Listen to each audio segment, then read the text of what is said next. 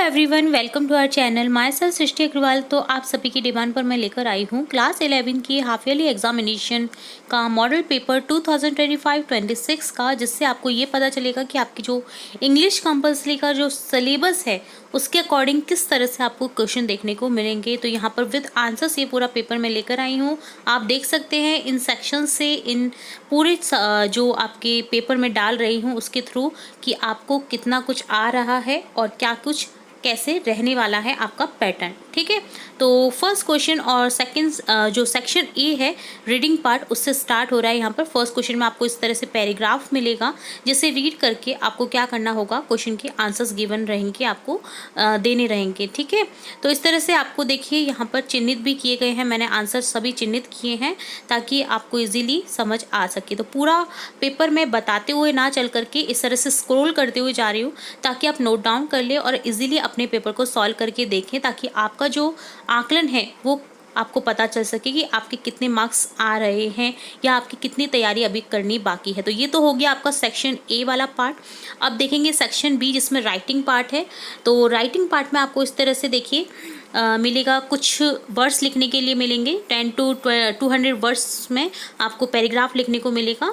जैसे preparing T है तो आप क्या क्या करते हैं, आपको उसमें पैराग्राफ लिखना है कि आप चाय बनाने में क्या क्या तरीके अपनाते हैं, उस तरह से आपको एक पैराग्राफ में बदल देना है उसे।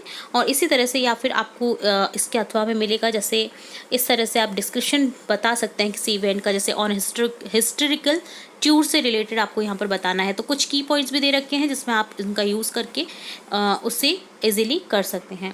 इसी तरह से देखिए एक एप्लीकेशन लेटर राइटिंग मिलेगी आपको, यहाँ पर आर्टिकल लिखने को मिलेगा, यहाँ पर रिपोर्ट बनानी रहेगी, जैसे टीचर्स डे सेलिब्रेशन किस तरह से मनाया। तो ये सेक्शन बी वाला पार्ट होता है डन। अब देखेंगे सेक्शन सी, सबसे इजी वाला पार्ट है, जिसमें आपको ग्रामेटिकल क्वेश्चन मिलेंगे, जिसमें इस तरह से वेरी इजी क्वेश्चन आपको देखने को मिलेंगे। अगर आपने शुरू से ना मेरे चैनल से अगर आप जुड़े हुए हो तो मैं इन सभी टॉपिक से रिलेटेड वीडियोस डालती रहती हूँ। बीच बीच में मैं जब मुझे लगता है कि ये मुझे टॉपिक पढ़ा देना चाहिए तो मैं पढ़ा करके डाल देती हूँ। अगर आप कंटिन्यूसली जुड़े रहेंगे ना हमारे चैनल के थ्रू तो आपको काफ़ी कुछ सीखने को मिलेगा हमारे चैनल से, क्योंकि हम उस सब्जेक्ट से रिलेटेड नहीं, सभी सब्जेक्ट से रिलेटेड हर एक वीडियो में जो भी मेरा रहता है कि ये इंपॉर्टेंट है बच्चे के लिए, तो मैं उसे अपलोड करने की कोशिश करती हूँ। तो देखिए इस तरह से यहाँ पर आपको विद आंसर्स ये देखने को मिल रहे हैं सभी क्वेश्चन। तो ये आपका ग्रामेटिकल पार्ट है जो सबसे ईजी है होता है।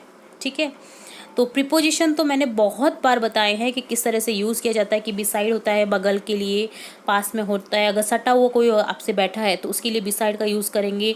नेक्स्ट टू थोड़ा सा अगर दूर रहता है तो उसके लिए नेक्स्ट टू यूज़ करते हैं, और थोड़ा सा दूर रहता है उसके लिए, यानी पास में तो है बट थोड़ा दूर है तो उसके लिए नियर का यूज़ करते हैं।